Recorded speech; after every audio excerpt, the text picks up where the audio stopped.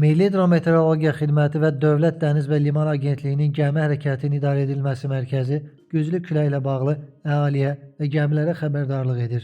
Xəbərdarlıqda deyilir: Bugün axşamdan Xəzər dəniz akvatoriyasında müşahidə olunan şimal-qərb, şimal küləyi martın 24-də axşam saatlarına kimi davam edəcək.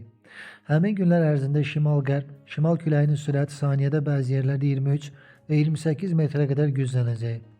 Dalğanın hündürlüyü isə 3-4 metr, sonraki inkişafda isə 4-6 metrə çatacaq. Eləcə də qeyd olunan tarixlərdə Bakıda və Abşeron yarımadasında, eləcə də bir çox rayonlarda güclü şimal-qərb və şimal küləyi əsəcək. Küləyin sürəti bəzi yerlərdə saniyədə 23-28 metrə çatacaq. Nazirlik küləkli hava şəraitində əhalini son dərəcə ehtiyatlı olmağa, hündür binaların, reklam lövhələrinin, elektrik dirəklərinin və yaşlı ağacların altında durmamağa, eləcə də avtomobillərini park etməməyə çağırır. Hər hansı bir ciddi təhlükə olduqda 112 qaynar xəttə zəng edə bilərsiniz.